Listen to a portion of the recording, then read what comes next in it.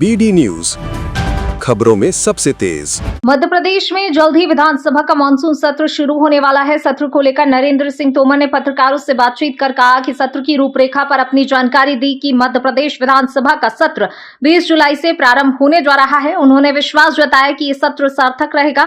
तोमर ने कहा कि विधानसभा में सत्ता पक्ष और विपक्ष दोनों मिलकर अनुशासन और मर्यादाओं का पालन करते हैं।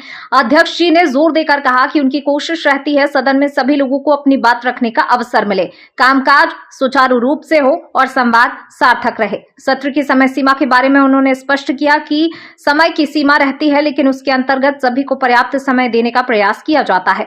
आगामी सत्र के बारे में जानकारी देते हुए उन्होंने बताया इस बार सप्लीमेंट्री बजट पेश किया जाएगा। साथ ही सरकार की ओर से कुछ नए कानून भी सदन में लाए जाएंगे, जिन पर विस्तृत चर्चा और पारित करने की प्रक्रिया अपनाई जाएगी। छोटे सत्र के सवाल पर उन्होंने कहा कि वर्षाकालीन सत्र सामान्य तौर पर छोटे ही होते हैं, लेकिन महत्वपूर्ण यह है कि कामकाज के घंटे कितने हैं। विधानसभा का यह सत्र कई मायनों में महत्वपूर्ण रहने वाला है, जहां अनुपूरक बजट से लेकर नए कानूनों पर चर्चा होगी। जनता की निगाहें अब सदन की कार्यवाही पर टिकी हैं। मध्य प्रदेश में विधानसभा का सत्र 20 जुलाई से प्रारंभ होने जा रहा है। यह सत्र अच्छा होगा ऐसा मैं विश्वास करता हूं, क्योंकि हम सब जानते हैं मध्य प्रदेश की विधानसभा में हमेशा पक्ष और प्रतिपक्ष दोनों मिलकर संपूर्ण अनुशासन का भी पालन करते हैं, मर्यादाओं का भी पालन करते हैं और जो कामकाज है वो ठीक प्रकार से हो और संवाद की स्थिति सार्थक रहे।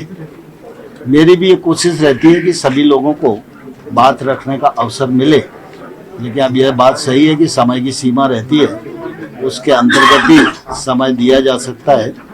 इस बार सप्लीमेंट्री बजट भी आएगा और कुछ सरकार की तरफ से कानून भी आएंगे। उन सब पर मध्य प्रदेश विधानसभा में चर्चा होगी और चर्चा करके उनको पारित किया जाएगा। 5 दिन का सत्र है, छोटा सत्र है, तो जनता की उम्मीदें कितनी होती है? सामान्य तौर पर होता क्या है कि ये वर्षाकालीन सत्र छोटा ही होता है, लेकिन काम काज के घंटे कितने हैं इस पर आपको समीक्षा करनी चाहिए।